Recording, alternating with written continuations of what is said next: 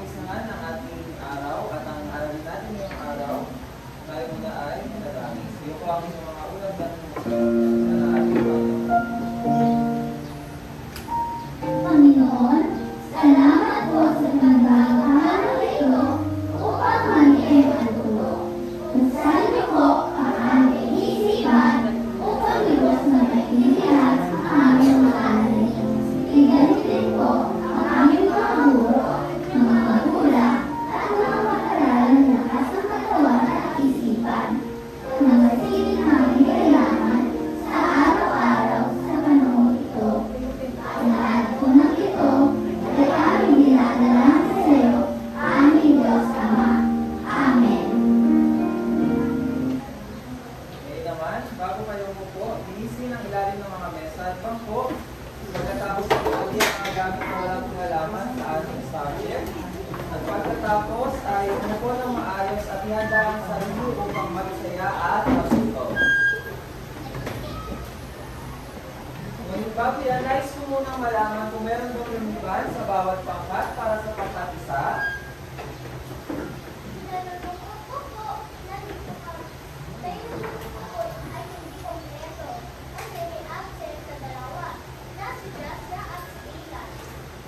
Absent si Jasra at si Daylan sa pangkat isa. Bigyan sila ng 3 palakpak. Para sa pangkat 2.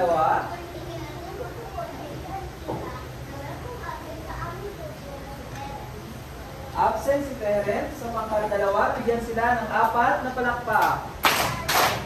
Sa pangkat 3.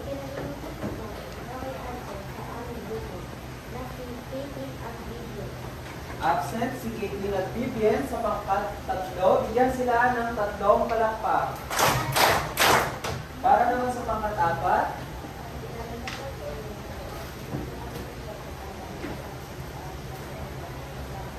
Absent si Edward at Cassandra sa pangkat 4. Bigyan sila ng 3 palakpak. At para naman sa mga pumasok ngayong araw, masaya si teacher na makita kayo muli. Okay, mahusay. Ngayon naman ay ating kakantahin ang Israel Slide.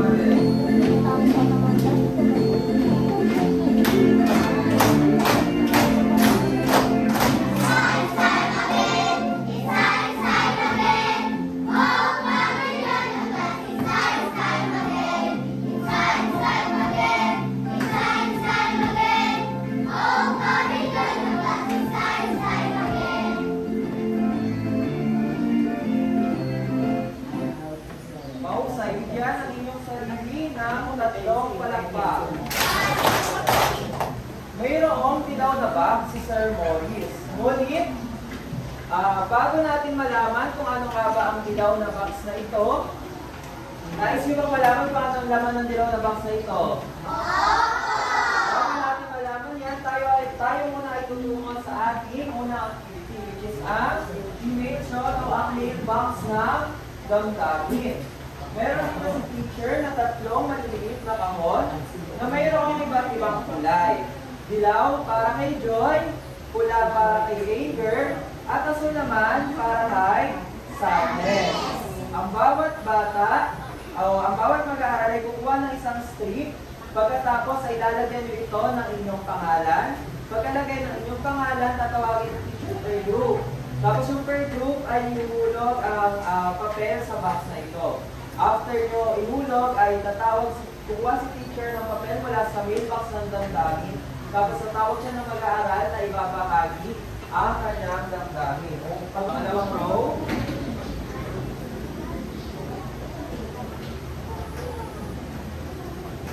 Ngayon naman ay bubunot si teacher mula sa box at naalamin natin kung sino ang mag-share na kanyang damdamin. Si Sia. Bakit masaya si Sia ngayong araw? Bigyan ng 3 palakpak si Sia, mahusay. Masaya si Sia. Bakit? Makikita niya daw tayo ulit. Si Lance. Bakit malungkot si Lance? Dahil umalis na daw si Papa. Ano sasabihin natin kay Lance? It's okay? It's okay to be sad.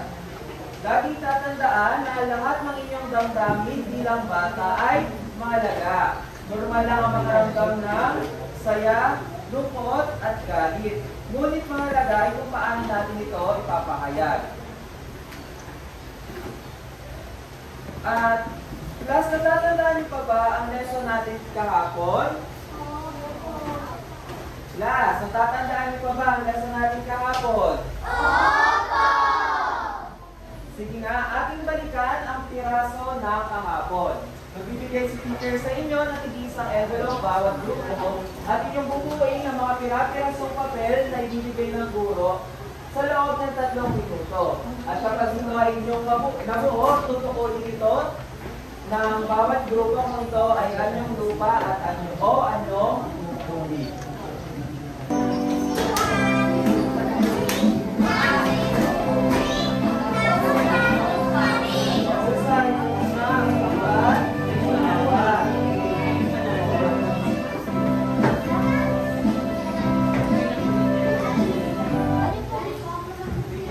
Bawat sarili ng 3 palakpak dahil natapos niya agad ang ating gawain nang wala pa sa loob ng 3 minuto. Okay, 1, 2, 3, go! 1, 2, 3! Ngayon naman ay magpipresenta ang bawat leader ng bawat pangkat. Para sa pangkat isa, ang inyong gawa. Dito sa harapan.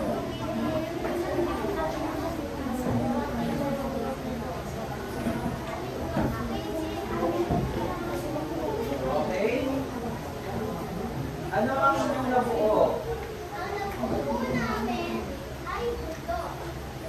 Bundok. Ang bundok ay ano? Anong bundok? Anong lupa. Mahusay. Ang pangkat-isa ay nakabuo ng bundok na isang anyong lupa. Bigyan ang group 1 o pangkat-isa ng 5 palakpak. Ngayon naman ang pangkat-2.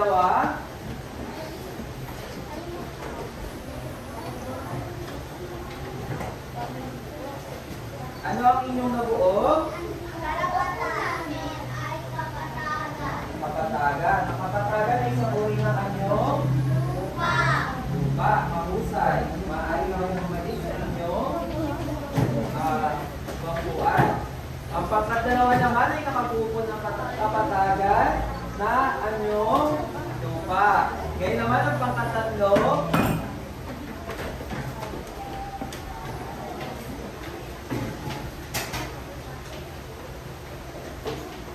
Ano ang inyong nabuo? Ang inyong nabuo ay ano ang inyong nabuo? Talon. Ang nabuo ng pangkat-3 ay talon. At ang talon ay anyong tubig. Mahusay. Bigyan ang pangkat-3 ng 5 palakpak. Para naman sa pangkat-4, maaaring na kayo pa yung pangkat-3.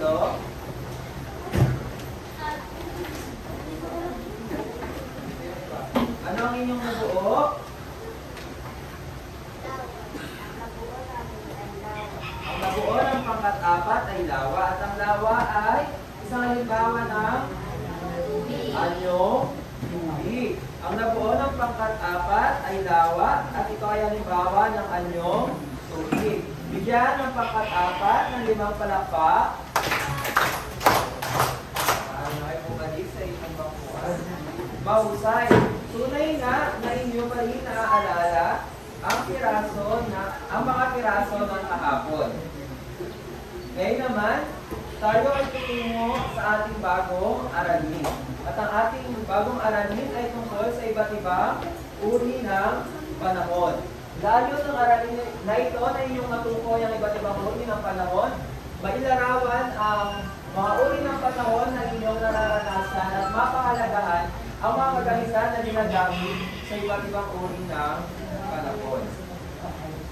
Ngayon naman, dahil galing tayo sa piraso ng kahapon, tutungo naman tayo sa himig ng bagong kaalaman. Papakinggan ninyo ang awitin na inihanda ni Sir Morris.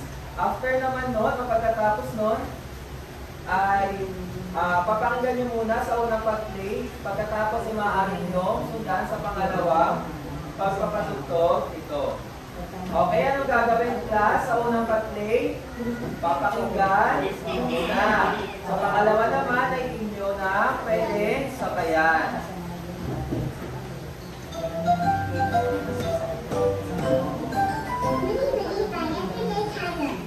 Please subscribe, like, and share our channel. Thank you. Ang panahon.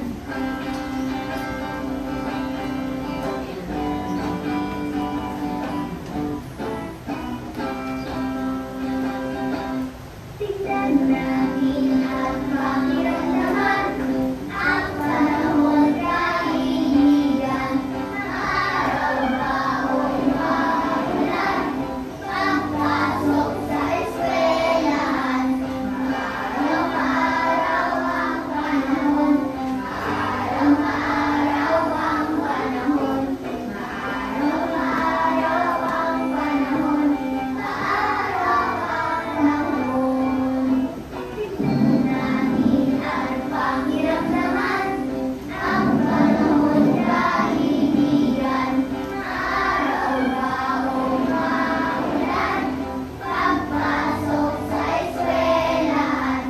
Maulan ang panahon. Maulan ang panahon. Maulan ang panahon. Sige nga, ngayon naman ay tumayo ang lahat at ating sasabayan ang awitin. Many, many my everyday kindness. Please subscribe, like, and share our channel.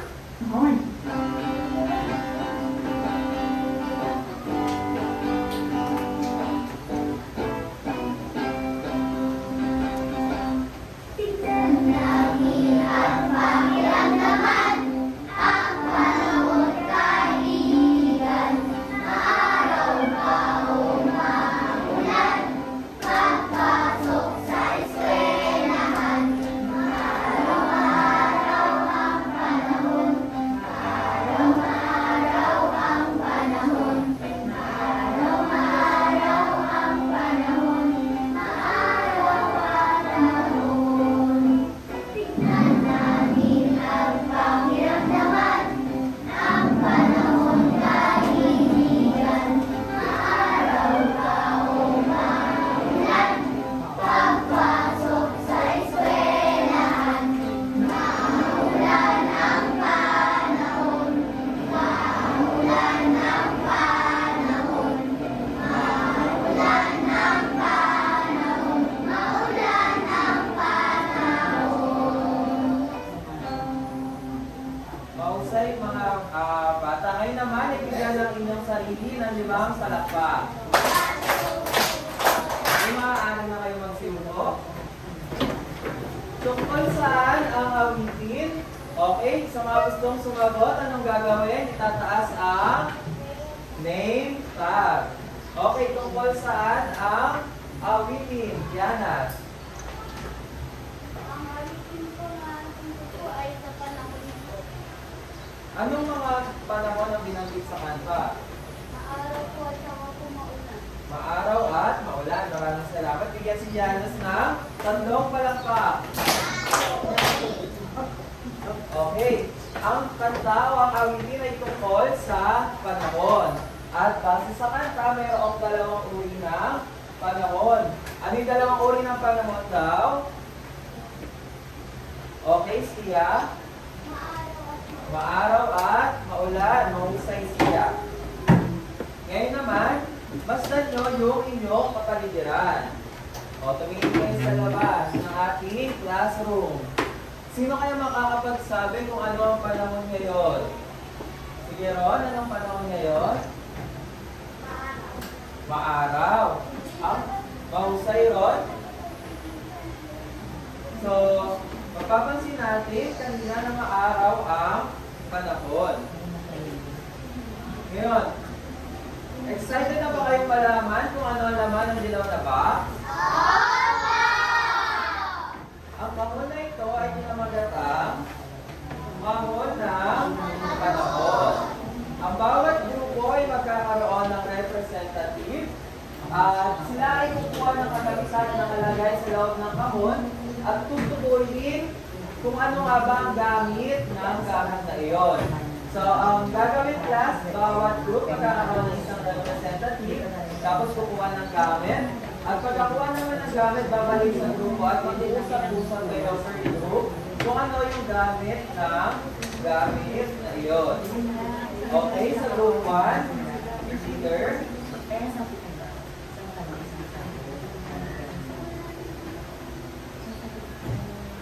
Group 1, ano ang napag-usapan ng inyong grupo? Sabi na ano po? Ano ang inyong nabunot? Raincoat po.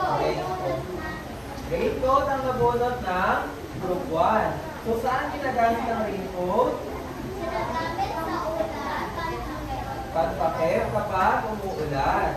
Okay, ang group 1 ang nabunot nila ay raincoat. At ang raincoat ay ginagamit kapag maulan. Bigyan ng group 1 ng 5 palakpak.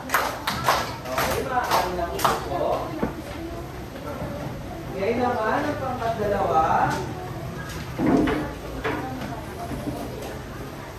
Ano ang inyong nakuha mula sa kawan ng panahon? Windmill. Ang nakuha ng pangkat-2 ay ano ang inyong nakuha? Windmill. Ang windmill ay ginagamit. Saan ito ginagamit? Kapag mahangin, di ba? Ano nangyayari sa windmill kapag mahangin? Ito ay umikot. Okay, bigyan ng group 2 ng 5 palakpak. Okay naman, ang pangkat-3. Ano ang inyong nakuha? Ang nakuha ng pangkat-3 mula sa kahon ng panahon ay salamin. Kailan ito ginagamit? Tuwing tag-init para hindi masilaw sa sikat ng araw. Mahusay. Okay, bigyan ang group 3 na 5 palakpak. Okay naman ang pangkat-4. Anong nakuha ng pangkat-4? Dito muna lahat. Ang nakuha ng pangkat-4 ay umbrella o payong. Ang payong ay ginagamit kapag tuwing tag-ulan para hindi kayo mabasa. Okay, ang nakuha ng pangkat-4 ay payong o umbrella na ginagamit tuwing umuulan upang hindi mabasa. Bigyan ng pangkat-4 ng 5 palakpak. Mahusay pangkat-4, maaari na kayo bumalik. Nagagalak si teacher. Mag-ingat sa pagbalik sa inyong pesto. Nagagalak si teacher dahil mahusay ang bawat pangkat. Ngayon naman ay inyong basahin ang salita na nasa loob ng ulam. O, pandigin muna natin. Umapalit pa panahon. O, kapag binuo, panahon. Ilang pantig ang meron sa salitang panahon? O, ano sabi ni teacher, magtataas ng name tag kapag gusto sumagot. Okay, Sayon, ilang pantig ang meron sa salitang panahon? Pantig. Panahon. O, ilan yun? 3. Mahusay. Ang salitang panahon ay mayroong 3 pantig. Class, alam nyo ba kung ano ang panahon? O, sino nakakaalam ng panahon? Itaas ang name card. Okay, si Yabel, ano ang panahon?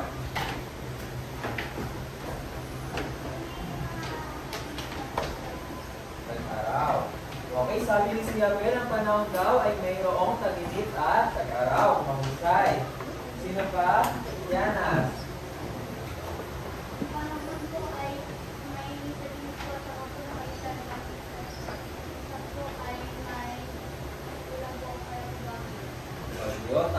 Tama, mahusay. Ang sabi ni Kianas, ang panahon daw ay maaaring tag-init, tag-ulan, o o minsan bagyo. Pero class, ang panahon ay pansamantalang lagay ng atmosfera sa isang lugar na maaaring magbago sa bawat oras. Pinapakita nito ang kalagayan ng isang lugar na maaraw, maulap, maulan, mahangin o bumabagyo. Ulit class, ano ang panahon? Ang panahon ay pansamantalang lagay ng atmosfera sa isang lugar. Ulit, ano ulit ang panahon? Ang panahon ay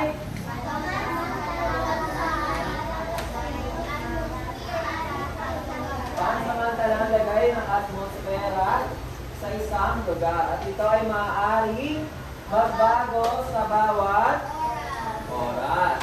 Ulit, pinapakita ang kalagayan ng isang lugar o ano daw yung mga uri o iba't ibang uri ng panahon. Mayroong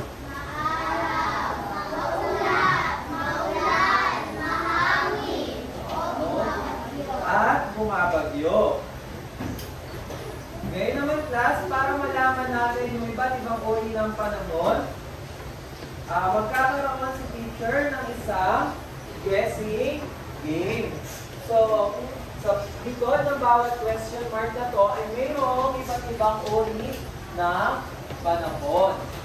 Ang laro na ito ay pinamagatang panahon ko, tukuyin mo kung saan magbabasa si teacher ng mga sitwasyon. Pagkatapos ng teacher basahin ng mga sitwasyon, inyong tutukuyin kung ito ba ay maaraw, maulap, mahangin, maulan, at bumabagyo. Okay, class, ano ulit yung pagpipilian? Maaraw, maulap, mahangin, maulan, at bumabagyo. Okay, ready na ba kayo, bakawan? Okay, sa unang sitwasyon, nagplano kayong maglaro sa labas at kitang-kita ang araw sa langit. Walang ulap at ramdam ang init ng panahon. Anong panahon ito? Basti. Maaraw. Tama kaya si Basti na maaraw ang panahon? Tignan nga natin.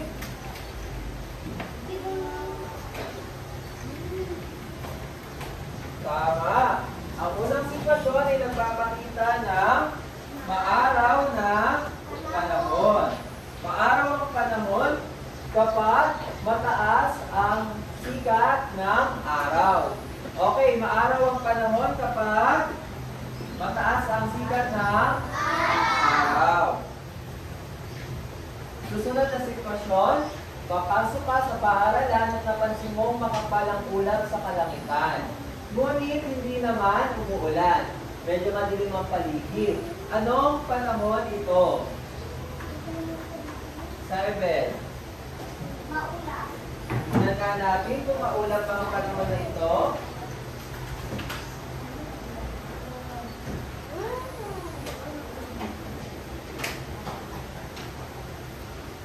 Tama. Ang panahon ay, sa sitwasyon ay maulap. Bigyan si Abel ng 3 palakpak. At bigyan din si Basti ng 3 palakpak dahil tama ng araw. Okay, ano nga ba ang maulap? Ang maulap ay lagay ng panahon na kung saan makikita natin ang kumpol ng mga ulap sa kalangitan. At sabi nga kanina, di ba kapag maulap, maaaring madilim din ang paligid dahil natatakpan ng ulap si hari araw. O ngayon, anong panahon natin, class? Maulap. Maulap ang panahon ngayong araw dahil kung mapapansin nyo, nagtatago si haring araw at medyo madilim ang ating paligid. Ngayon naman, para sa pangatlong sitwasyon, habang naglalakad ka sa parke, naramdaman mong malakas ang pag-ihip ng hangin, nahihirapan kang hawakan ng iyong sombrero dahil maaaring tangay nito. Anong panahon ito? Lance? Mahangin. Tignan natin kung tama si Lance.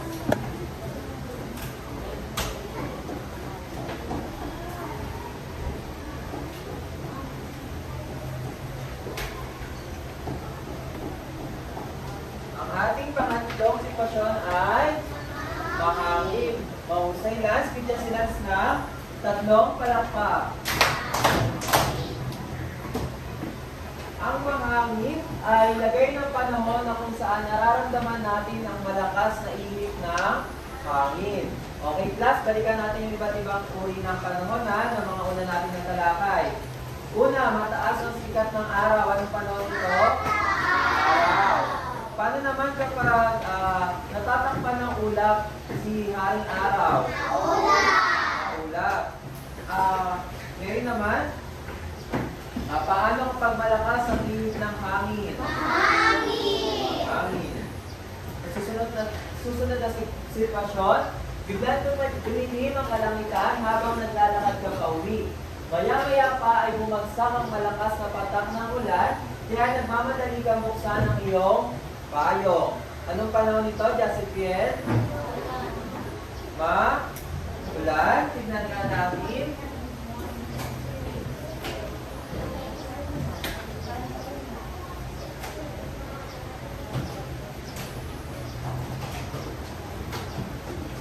Okay, tama. Jasipiel. Ang panahon sa sitwasyon bilang 4 ay maulan. Okay, bigyan si Jasipiel ng 3 palakpak.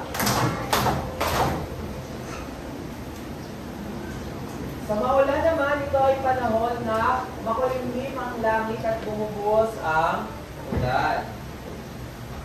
Para sa ating huling sitwasyon, binaniyuhan ng mga otoridad ang lahat na manatili sa loob ng bahay. Malalakas na hangin ang humihip at patuloy ang pagbuhos ng malakas na ulan. Naririnig din ang kulog at kidlat. Anong panahon nito? Okay, Donaldin, anong panahon nito? Bumabagyo, tingnan nga natin.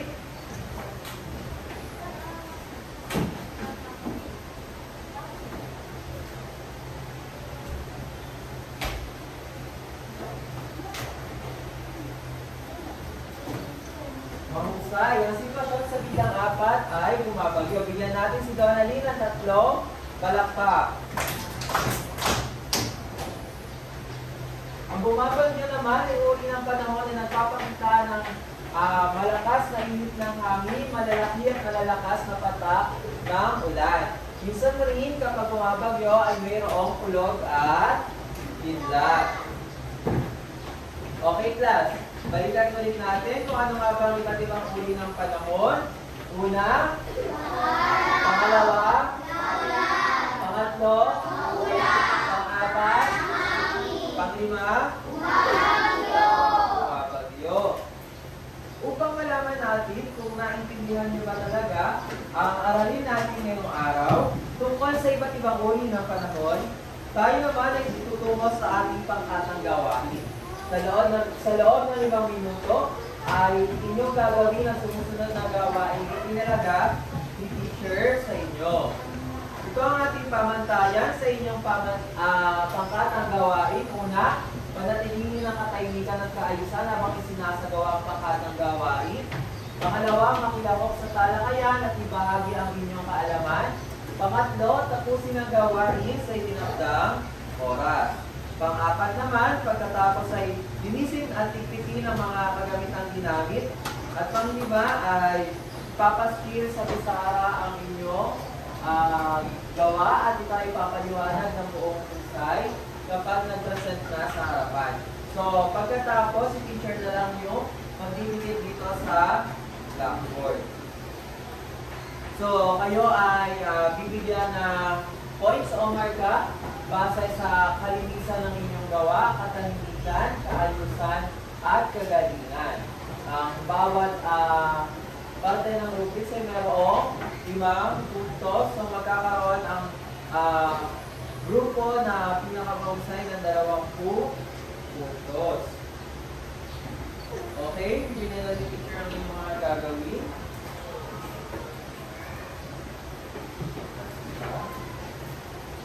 Dalawa, tatlo, apat. Kapag wala po salitayin ang signal ni teacher. Okay, class, di ba may mga gagawin kayo? Pagkagawa, dito nyo ididikit yung mga gagawin nyo sa bawat envelope. Okay, pangkat isa.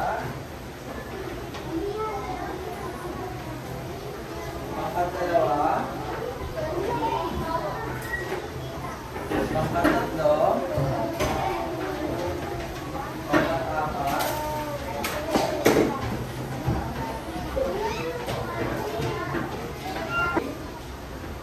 Mahusay ang bawat pangkat. Ngayon naman tayo ay tutungo sa presentasyon ng pangkat isa.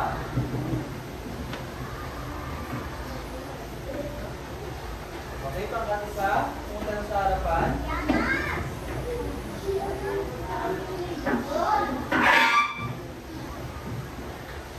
Okay, ang gawain ng pangkat isa ay pinamagatang simbolo ng panahon kung saan bibigyan nila ng simbolo ang iba't ibang uri ng panahon.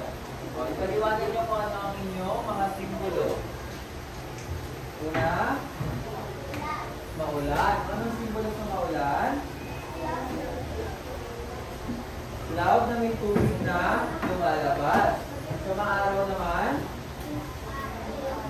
sa mga araw, nag-drawing sila o ang simbolo nila ay araw or sky. Sa bumabagyo,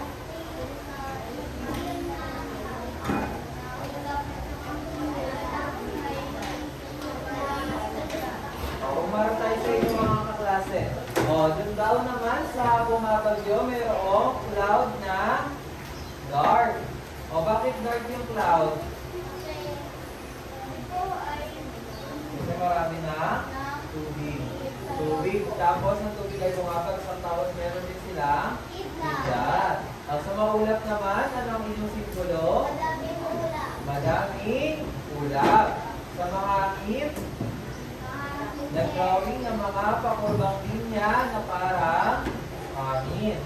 Mahusay pangkatisa, bigyan ng pangkatisa ng 5 palakpak. Ang pangkatisa ay nakakuha ng 20 puntos. Ngayon naman sa pangkat-dalawa,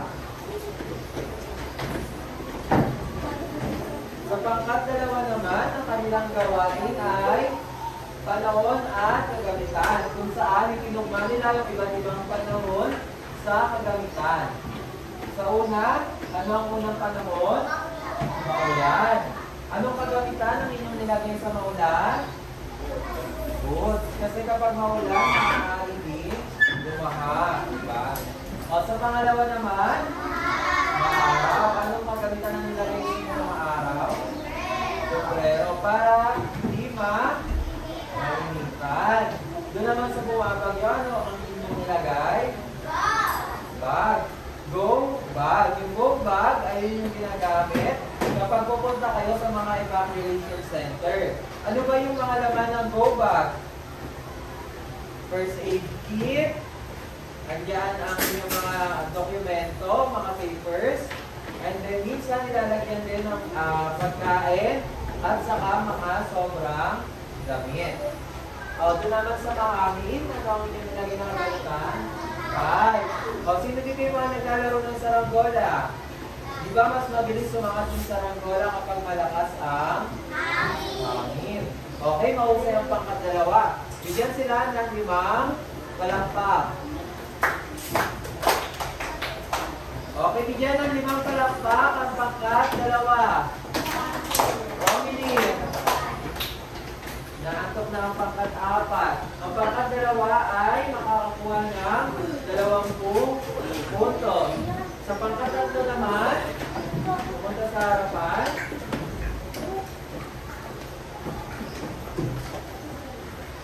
Sa pangkat-tatlo ay binigyan sila ng iba't ibang larawan at ang pangalan ng kanilang activity ay larawan ng panahon. Kung saan binigyan sila ng iba't ibang larawan, tapos ito ay kanilang sasabihin ko anong panahon ito. Grade 3 bakawan, umayos lang po. Makinig yung teacher sa harap, Romilly. Okay, sa unang larawan, ano ang meron sa larawan? Maulan. Bakit siya maulan? Anong nakikita niyo sa picture? May lalaking nakapayong. Doon naman sa pangalawang larawan, anong ginagawa?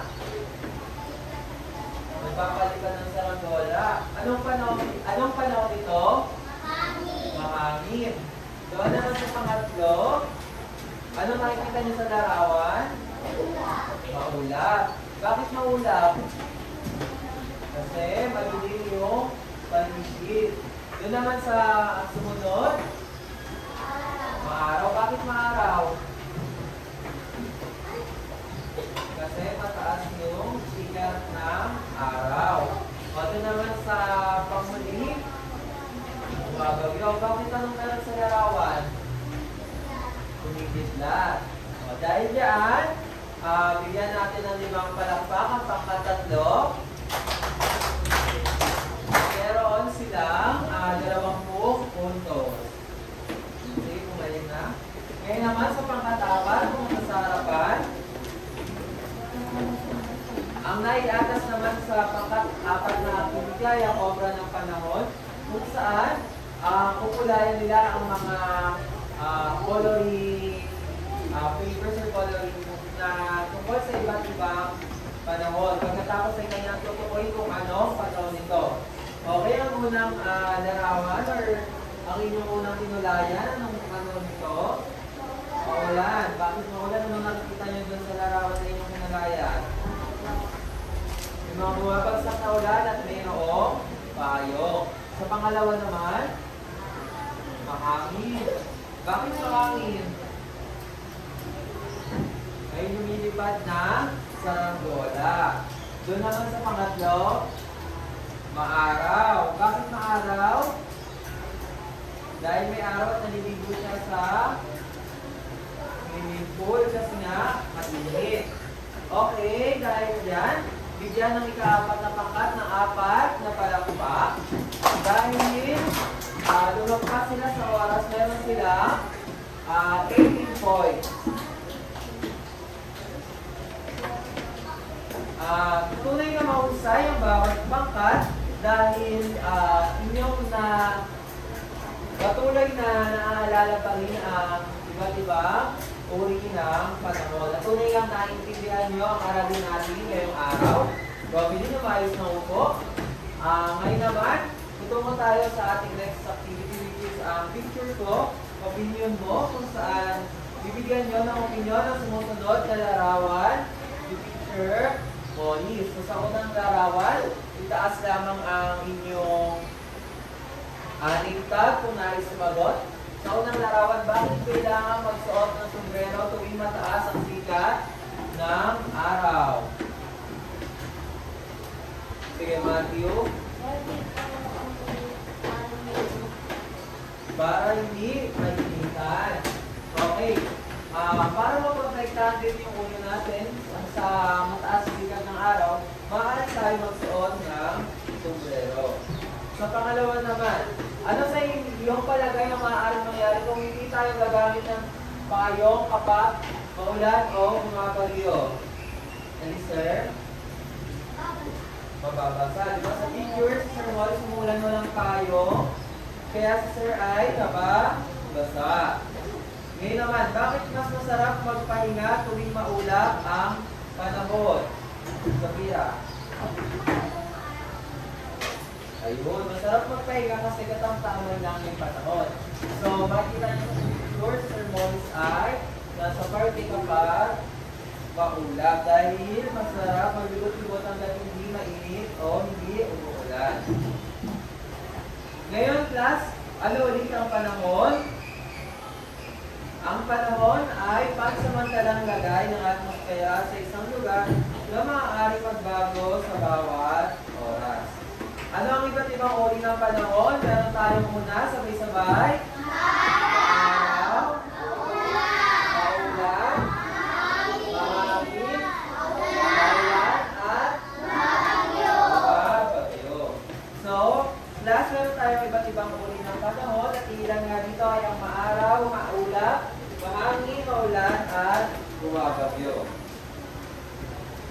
Ngayon naman, ay magkakaroon tayo ng isang pagtataya kung saan mayroong bibigay si teacher sa inyo na test paper na inyong sasagutan.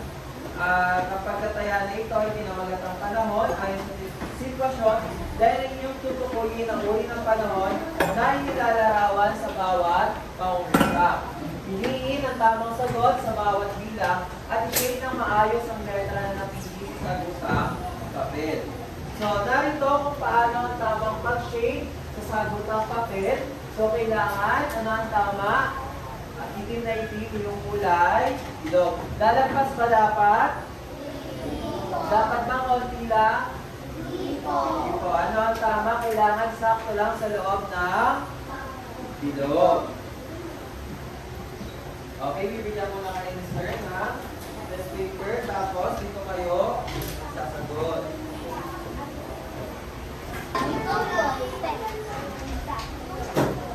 Okay, sagutan natin. Number 1, naglalaro si Miguel sa parke, munipikal ng mga sanghangin at natangay ang kanyang sombrero. Anong uri ng panahon ng kanyang naranasan? Letter A, mahangin.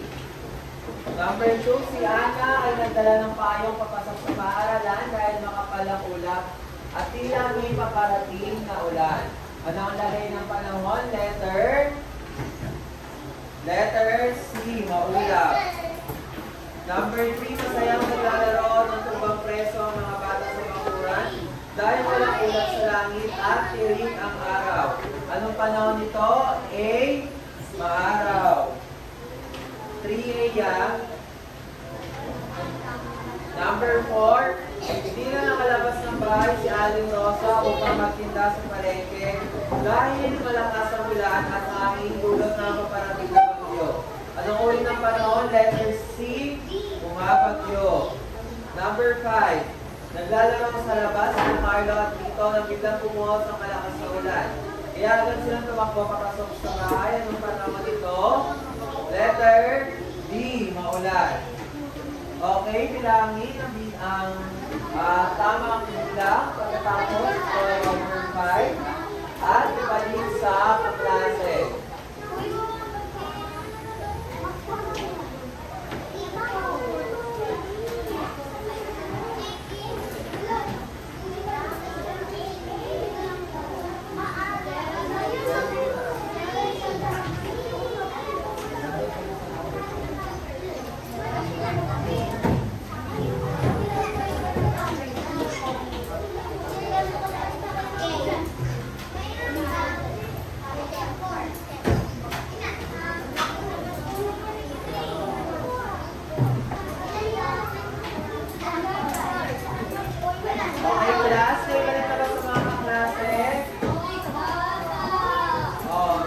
Got 1, 2, 3, 4, 5. Okay.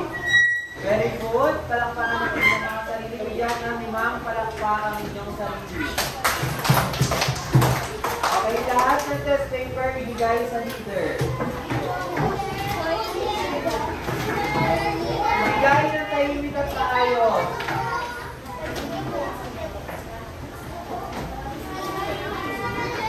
Ngayon naman, para sa inyong takdang aralin, para sa mga nakakuha ng 4 to 5 na score sa pagkataya, makinig, grade 3 bakawan.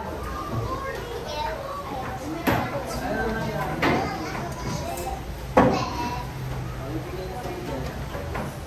Bigyan na sa leader, tapos leader, hawakan muna, pakinggan muna si teacher. Sayon, makinig muna kay teacher. Okay. Takdang aralin, para sa mga nakakuha ng 4 to 5 na score sa pagkataya, gumupit o gumuhit ang tigtatlong naglarawan ng mga bagay o gawain na ginagawa sa iba't ibang uri ng panahon. Gulayan ito at pangalanan. Di para naman sa mga nakakuha ng 0 to 3 na score sa pagkataya, pag-aralan muli ang ating aralin ngayong araw.